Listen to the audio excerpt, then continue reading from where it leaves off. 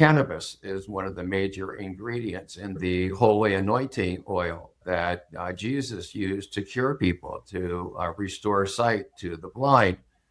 Well, we called it divine madness. We were so in love with this plant that we decided that we would rather die than live in a society where it was not legal, where it didn't have an honored and respected place. I think of cannabis as Mother Nature's kindest and most gentle plant teacher. She has many plant teachers. Psilocybin mushrooms are plant teachers. Peyote buttons are plant teachers. Ayahuasca, plant teacher. We don't want the only legal route for psilocybin to be going to a therapist who's using a substance produced by a pharmaceutical company and is charging $1,500, $2,000, $3,000, $10,000 for that psychedelic assisted therapy. We want to make sure that the people who love psychedelics are free to gather, are free to share them. You're listening to ayahuascapodcast.com.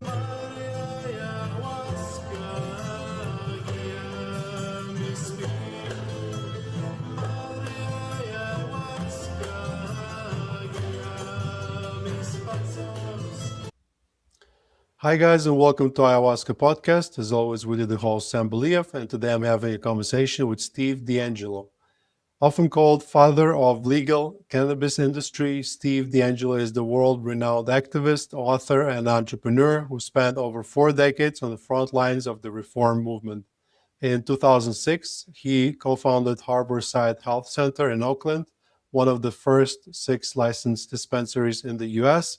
Harborside set the gold standard for the modern industry, pioneering mandatory lab testing and the use of CBD for pediatric care. This episode is sponsored by Levi Ayahuasca Retreat.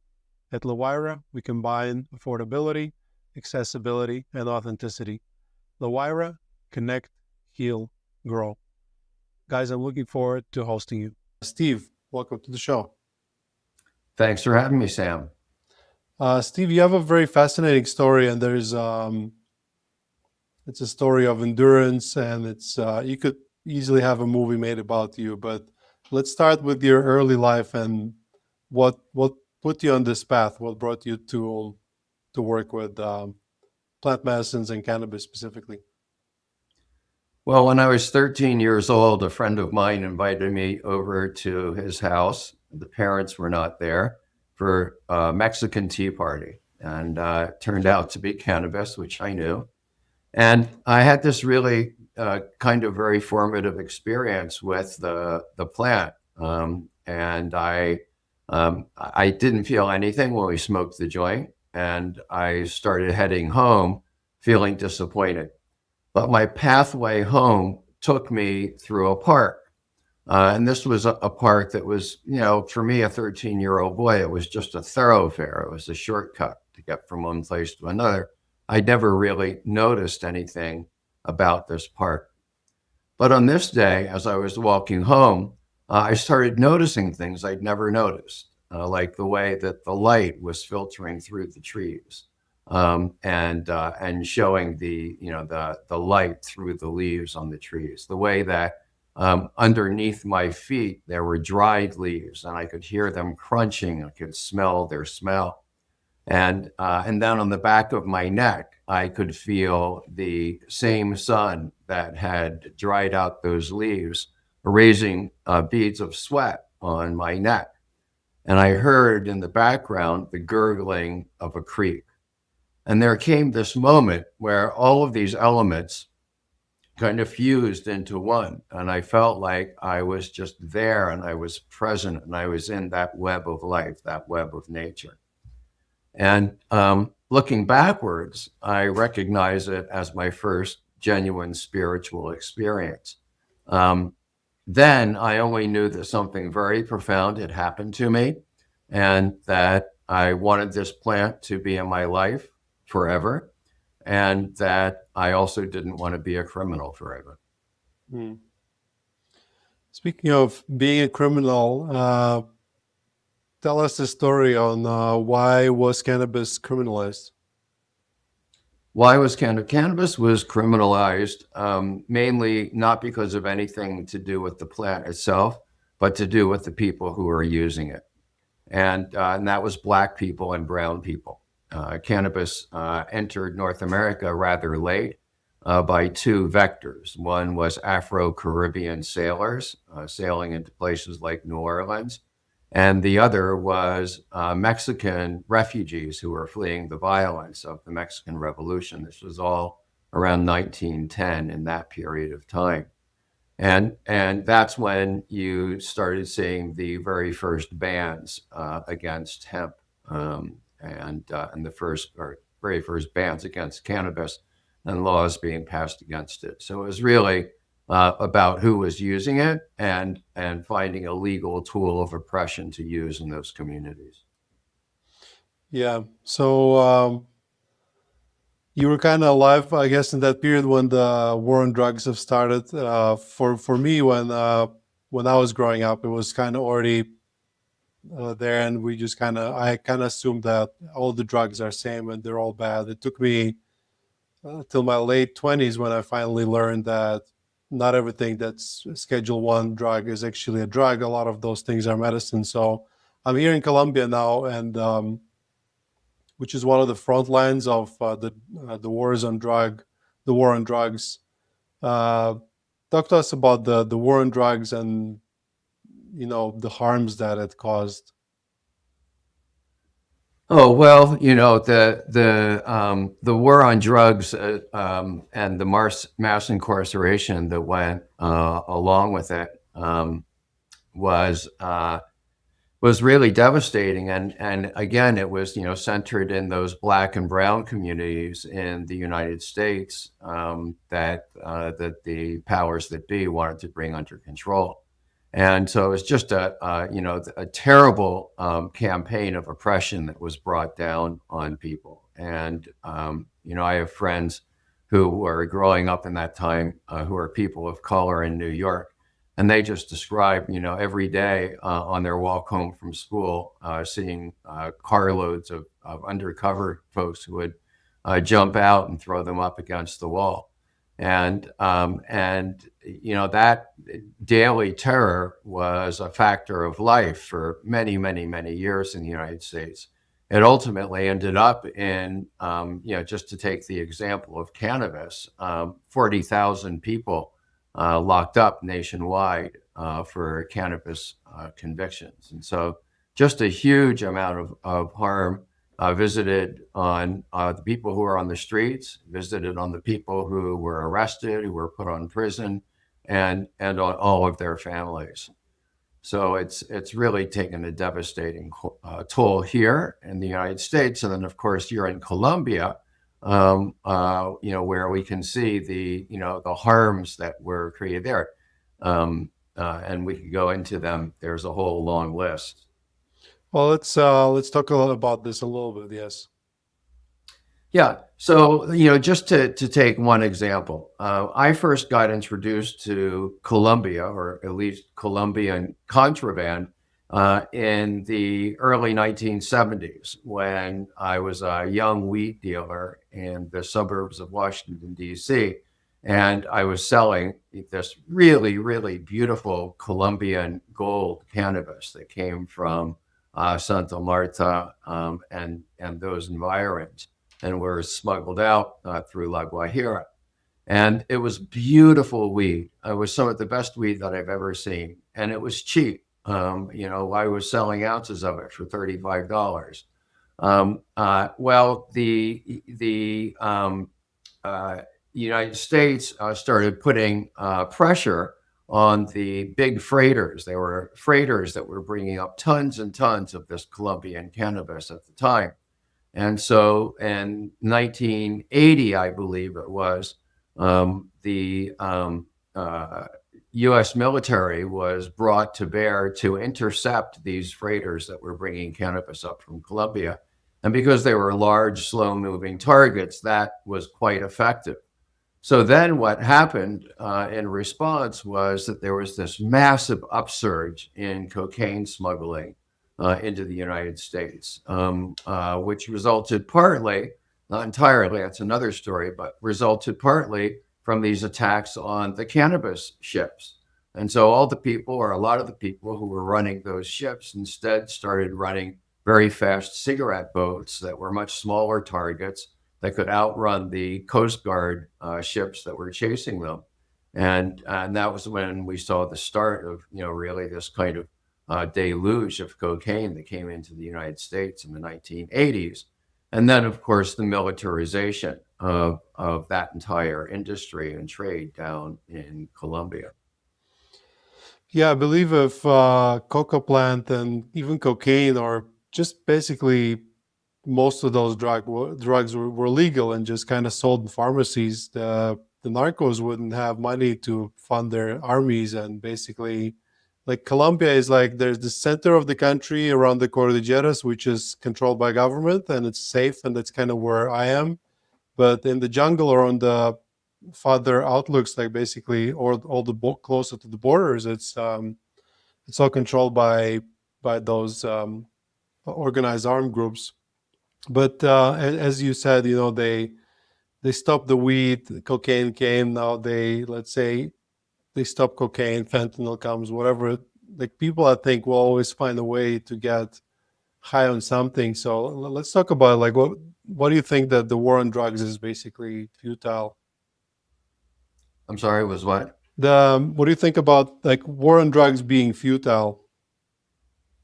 Oh well, look, it's worse than feudal, right?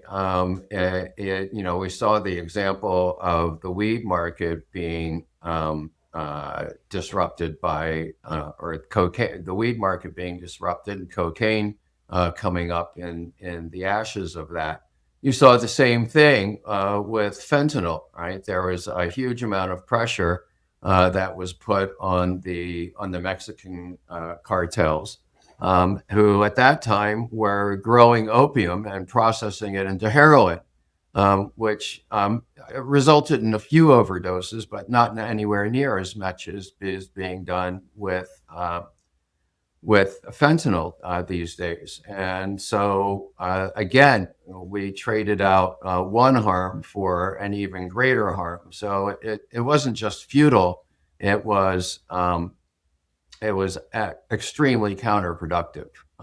And if just imagine if coca leaves, at least coca leaves, and cannabis had been made legal at the beginning of the 1970s, as we are advocating for, there would have been a completely different story in the history of the armed groups in Colombia. It would have been a story of gradual armament and reintegration, instead of this ongoing bleeding war, which has claimed what, tens of thousands, maybe hundreds of thousands of lives in Colombia.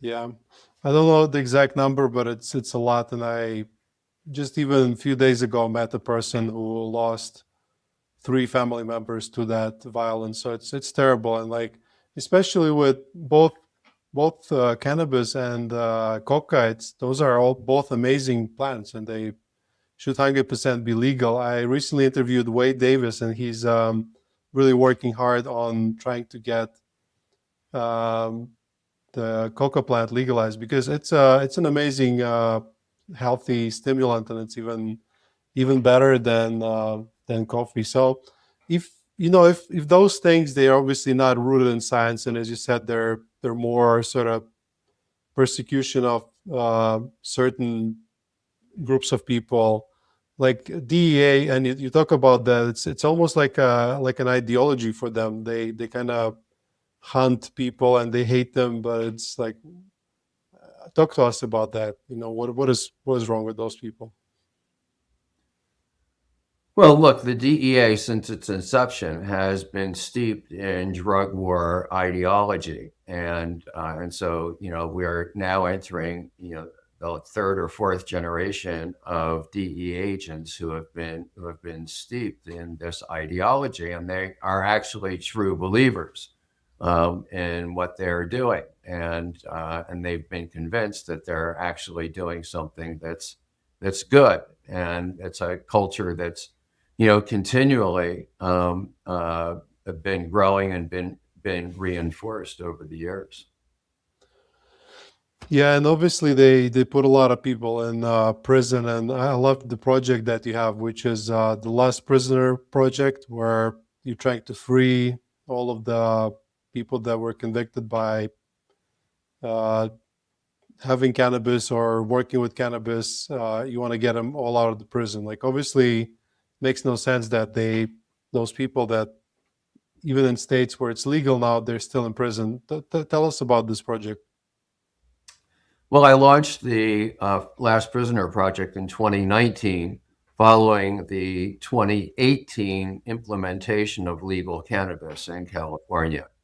And I have been locked up in cells on cannabis charges, and it was very easy for me to imagine, just imagine how you would feel if you were sitting in a cell, maybe serving a life sentence for selling cannabis, um, and you turned on your television and you saw news stories about people who were creating intergenerational wealth, millions and millions of dollars, doing exactly the same thing that you were still serving time in prison for. And it was easy to imagine myself in that place. And so I thought that the first order of business after we legalized cannabis would be to make sure that people who are still serving time were released. And so we launched the Last Prisoner Project with the objective of making sure that every single prisoner, down to the last prisoner on earth, was released. I think it's a very noble cause, and I really hope one day we'll get there, and that the sanity will prevail. So, cannabis used to be known as a gateway drug. Now we kind of almost see it more as a gateway plant because a lot of people, for them, it's the first plant medicine they engage with. Talk to us about that. Seeing cannabis not only as a recreational thing, but also as a plant medicine. Yeah, I think of cannabis as Mother Nature's kindest and most gentle plant teacher. She has many plant teachers. Psilocybin mushrooms are plant teachers. Peyote buttons are plant teachers. Ayahuasca, plant teacher. But cannabis is, I think, the most gentle and generous way for people to enter the plant medicine world. But, back when we started this movement, we didn't see, any, we regarded all these plants as a spectrum. We figured that we would get cannabis legal in 5 years, and then we would start working on mushrooms. It's, taken us a little bit longer. But Mother Nature created so many different plant medicines, and she created them to thrive in just about every single ecosystem on this planet. She wanted to make sure that we had access to these most valuable teachers and healers. Yeah, and I can only imagine how many more plants there are that we don't know of. And yeah, I think there's definitely plants, visionary plants, and they used to be used in all the cultures, and we sort of lost ours, and now we can use cannabis. That's I believe it's originally from China, right, or from India. Central Asia, we're a little bit west of India, is where we believe that the plant first started growing. And of course, that was where it first started being consumed. The first evidence we have of human cannabis consumption is 12,500 years ago. The cave grave of a shaman who was discovered with essentially a large bag of hashish, along with other shamanic tools. Hmm. So let's talk about shamanic use of cannabis, and sort of not so many people see it this way, but seeing cannabis as a psychedelic, and like which way is it consumed to be like in that sort of psychedelic level? Well, cannabis, if you trace the history of cannabis from its central origin, when its origin point in Central Asia, to the east and to the west. Wherever that plant went, as it entered various different human societies, it sparked spiritual revolutions. And so to the east, immediately to the east, of course, we have India. And cannabis has been played a central role in the development of the Hindu religion. And if you go down the coast of India, you reach the enclave of the Jains. And the Jains also adopted cannabis as a sacrament. And then as there was a lot of trade between the western coast of India and the eastern coast of Africa, cannabis then went across those trading routes and started making its way across Africa, where it also sparked spiritual revolutions. And then if you look going to the west, cannabis moved largely to the west through a tribe of people called the Scythians. The Scythians were the first human tribe to domesticate horses, so they covered a lot of ground. And they brought cannabis all the way to the shores of the Black Sea. And for the Scythians, cannabis was a very important sacrament. All of their funerals, their funerary rites were centered around the consumption of cannabis. Then they went all the way down to Egypt. If you take a look at the Egyptian goddess Sachet, she is the goddess of knowledge and is depicted with a cannabis leaf above her head. And so we even see cannabis being adopted into Christian religions. We now have the recipe for the holy anointing oil that Jesus used to cure people, to restore sight to the blind.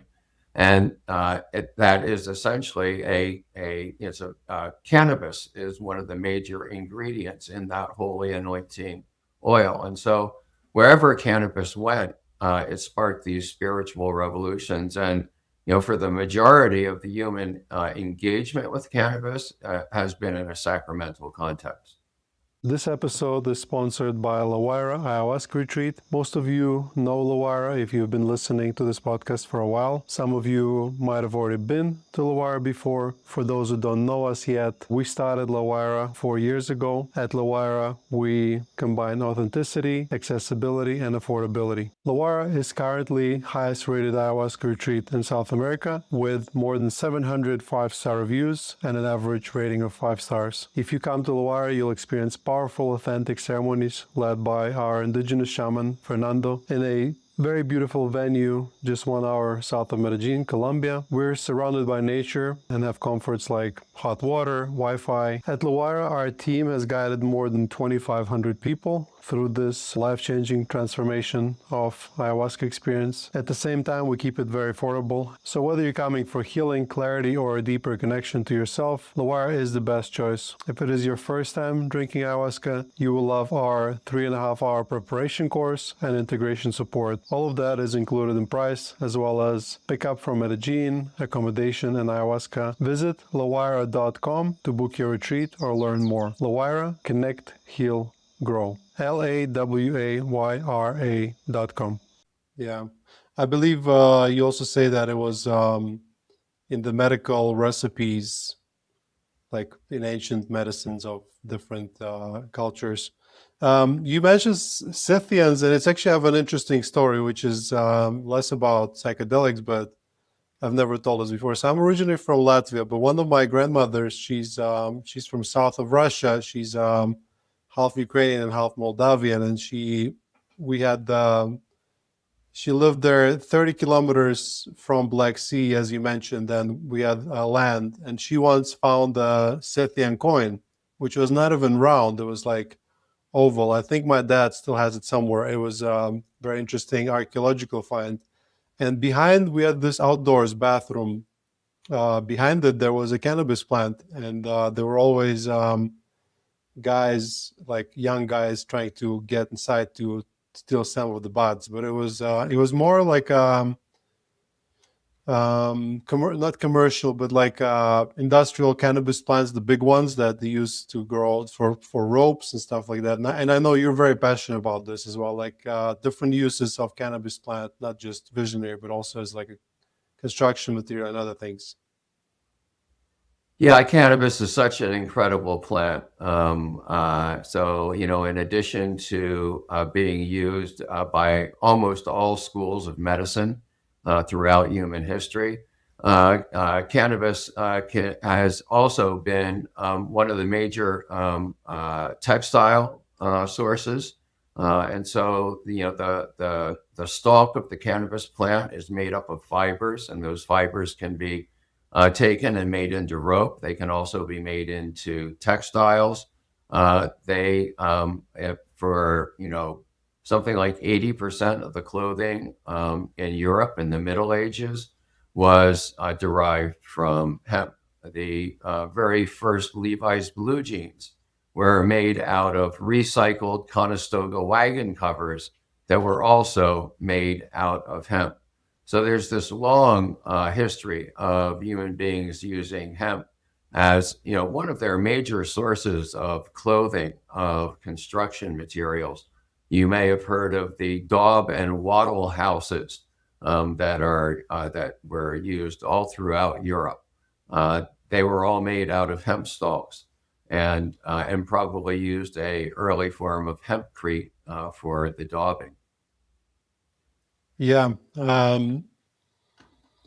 it's an amazing material, and I was distracted myself a little bit because I was trying to look up the story about Levi's blue jeans. Another irrelevant fact, but as I told you, I'm from Latvia originally, and the co-inventor of the Levi's jeans was a Latvian immigrant whose name was Jacob Davis. Like not a lot of people know it, but he was the one that was actually sewing them, and the Levi's was a commercialist guy. So lots of cool, interesting, irrelevant facts today.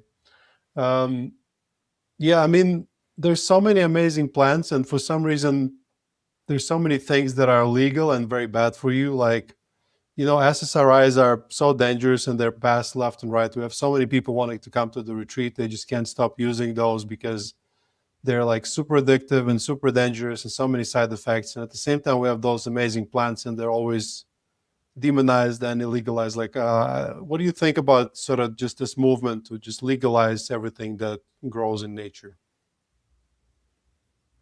The Decriminalize Nature movement? Yeah. Yeah, well, I'm, a avid and enthusiastic supporter of that movement. I live in Oakland, which was the first jurisdiction to decriminalize all of the visionary plants. And it's just really been, a beautiful thing to see here in my hometown. We now have several mushroom churches that have emerged. There is a free commerce in psilocybin mushrooms in the city of Oakland. I go down to my local farmers market, and there are mushroom farmers there who have great big, huge mason jars of mushrooms available for sale. And so more and more people are using them and are finding all the amazing uses that there are for them. And now, of course, Decrim Nature has spread really all around the world. And I think that it's crucial, right? Because, what's happened, what we've seen with cannabis is that a lot of the power of commercialization in cannabis has moved into, well, there's been a corporate colonization of the earliest pioneers of cannabis. And the result is that, cannabis is sold now in legal places, mostly by people who are more interested in money than they are in cannabis. And we neglected to do something in cannabis, which I think Decriminalizing Nature is doing, right? It's just like we couldn't stop corporate colonization of cannabis. We're not going to be able to stop corporate psychedelics either. They're already here. But what's crucial is that we create a legal space for community-centric forms of psychedelic consumption and access are encouraged. We don't want the only legal route for psilocybin to be going to a therapist who's using a substance produced by a pharmaceutical company and is charging, $1,500, $2,000, $3,000, $10,000 for that psychedelic assisted therapy. We want to make sure that the people who love psychedelics are free to gather, are free to share them, and are free to have access points that are not tied into a corporate structure. Yeah, I recently interviewed Roman Levi, Ronan Levi, someone who was in the forefront of this corporate side of psychedelics. Their ketamine clinic business, they raised like 90 million, and he said that one of the most exciting things for him right now is that psychedelics did not fit into this model. They just could not be commercialized enough. So in a way, they kind of successfully resisted that first wave of, as you say, corporate colonization. So I guess it's going in a good direction. And yeah, I totally agree that it has to be preferably done traditionally and in the community. That's kind of the way we work with ayahuasca specifically. And yeah, trying to keep it affordable as well, because it can be prohibitive, because otherwise, it's just not gonna give enough people access to it. Speaking of like communal work with psychedelics, I know you work with Rastafaris that have been embracing ayahuasca as well. Can you tell us about this? Sure. In 2019, I went on a global tour to countries that had legalized cannabis, or at least decriminalized it. And that tour took me to Jamaica, where I had the opportunity to be introduced to Rastafari Indigenous Village. Rastafari Indigenous Village has always had, like all Rastafari, seen cannabis as a sacrament.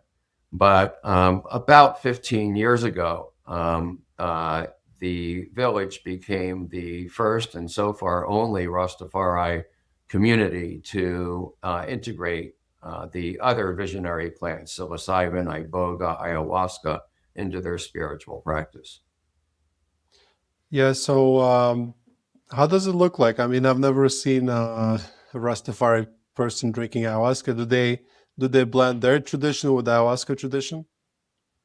Yes, and it's really quite beautiful to see. So I think, one of the challenges for a lot of folks in indigenous ayahuasca ceremonies is, while the music is central to the experience, most people can't understand the words of the songs.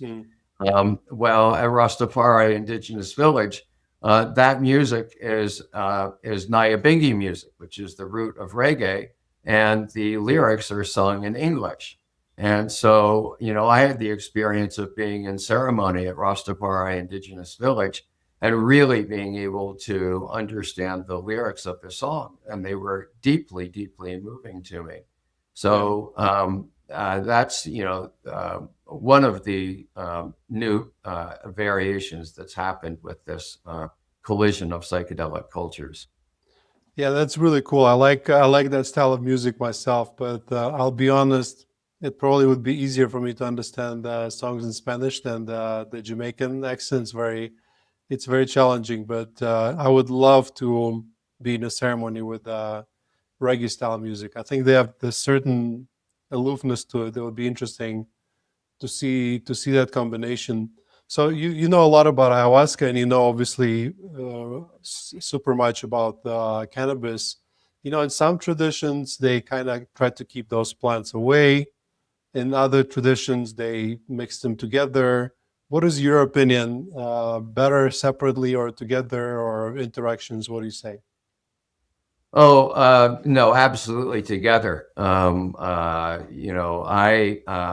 know that there are traditions that keep those plants apart, But for me, I could not imagine going into a psychedelic experience and not having several joints rolled to go into that experience with. For me, cannabis is always a balancing factor. It helps me get over some of those challenging peaks and valleys that you encounter in the psychedelic experience. So the culture that I grew up in, it was cannabis, it was mushrooms, it was LSD, and we really didn't see any contradictions or friction between any of those different medicines. Yeah, it's a different approach. I say wherever people go, they should just follow the local tradition. Here in Colombia, they tend not to mix them in general, and they kind of shamans describe it as both of them are feminine spirits, and they're kind of jealous of each other in a way they kind of could conflict with each other. I don't know. What do you think about spirit of cannabis? Have you ever seen it? How is it similar or different to the spirit of ayahuasca? Well, I've had experiences with almost every psychedelic that you can imagine, other than ayahuasca. So I'm not speaking from direct experience here, but I've always considered cannabis to be a feminine spirit. I refer to her in the feminine pronoun. The cannabis that we consume comes from the female plants, and so yes, I've always seen her as a feminizing force. But I think that if you take a look at the state of the world today, we need a feminizing force. We need a force that emphasizes cooperation over destruction, and nature over industry. Yeah, definitely we need more love in this world. You've fought so hard your entire life to see cannabis legalized, and now it kind of is happening, and together with other visionary plans. How does that feel? Like, how does it feel to you personally seeing your work create those results?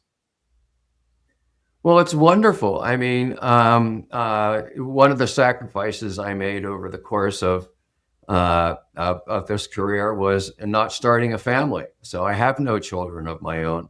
But when people ask me about that, I answer by saying that I have more children than I can possibly count.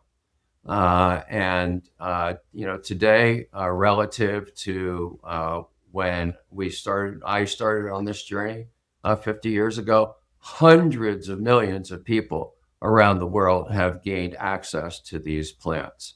And it's really sparking this incredible revolution, because most of the borders, the boundaries that separate people can be broken down and turned into bridges with these plants, because no matter what religion we grew up in, no matter what language we speak, no matter what our nationality is, these plants all speak to us in the same language.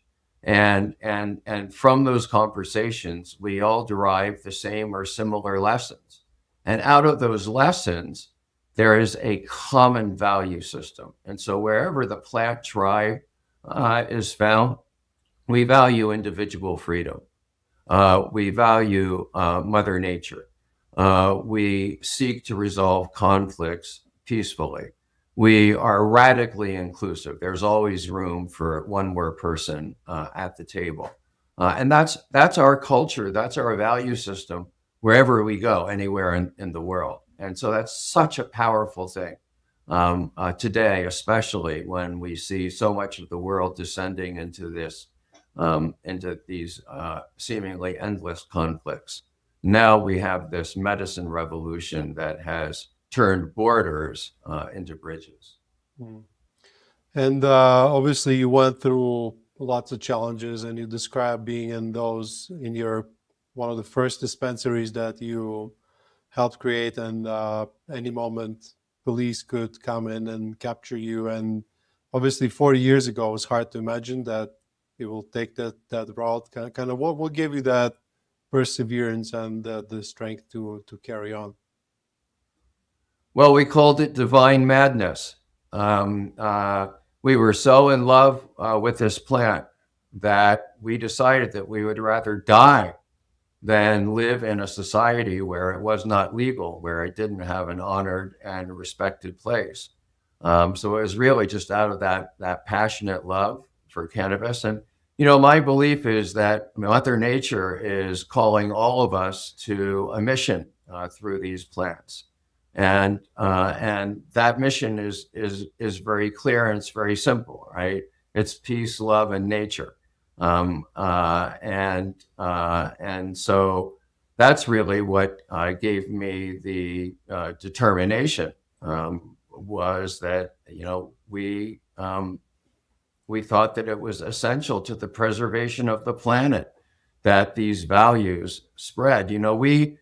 When we started this movement, we didn't know about medical cannabis because all that information had been scrubbed from us. We didn't know about industrial hemp.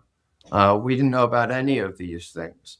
But we did know one thing, and that was that the cannabis plant helped us more be the people that we really wanted to be, to bring our daily actions in line with the yearnings of our heart. And we figured that if it did it for us, it would do it for other people. And that if we got more people consuming more cannabis, that eventually we would live in that peace and love world that we always wanted to get to. And I still believe that today. If you want to preserve this planet, if you want to end genocide and warfare, then spreading these plants to as many people as quickly as we can is the best route to salvation. Well, I salute you for keep going and doing the work, because I think it opened many people's mind to other visionary plans and kind of pushed us in the right direction. You mentioned that few things that kind of happened in this revolution went wrong, like a corporate takeover of the industry. What else have gone wrong, and like what else would you prefer in that industry to be different? Well, we always saw adult use, full legalization as the holy grail of our movement. But when we moved from medical cannabis to adult use cannabis, we also gave up a very high moral ground, right? When we were talking about medical cannabis, we were talking about saving lives. We were talking about healing people from really dreadful conditions. When we went to adult use, we were talking about getting people high. And that's a very different kinds of conversation. That puts you more on par with alcohol or tobacco, or cocaine or fentanyl. And so I think that we really lost a lot in that transition. So that's another one of the things that I think we got wrong. We also really failed to make any kind of place for sacramental cannabis. And so, if I had these years of activism to rewrite, some initiatives to rewrite, and I could write them any way that I wanted to, I would make sure that we had legal space under legalization for the sacramental uses of cannabis. What I saw I embedded at Rastafari Indigenous Village for 6 months. And what I saw there was a society, was a village that was already living by the lessons that this plant medicine teaches us. Well, maybe it's not too late. Maybe as people go, they kind of will learn about different ways to use it and get inspired by other traditions. And because my concern with the recreational use is just maybe one, which is, so I personally don't work with cannabis too much. I've maybe smoked it 20 times in my life, maybe a bit more, and 10 of them with my coach, Sebastian, because he always smokes it, and he always invites me to, and it generally tends to be very positive. But I'm concerned about that now cannabis is evolving into this super monstrously strong breed of it. Like, what do you think about this? Like, should they just keep it more natural, or what do you think? Well, I'm of two minds. I think that there's been a lot of misinformation about the super strong cannabis. In my experience, when people are consuming cannabis, unlike alcohol, where they drink way beyond any point that they should, when you're passing a joint around people in a circle with people, at some point, somebody's going to stop passing the joint and stop hitting the joint. They're just going to be holding it. So there's this kind of natural point of saturation that you reach with cannabis where you don't really want to do anymore, at least in that moment. And you can get there by smoking a joint or two or three joints of relatively weak cannabis, or you can get there by taking one or two hits of relatively strong cannabis.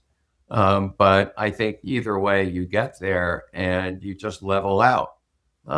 And so I think that's the experience, my personal experience with that.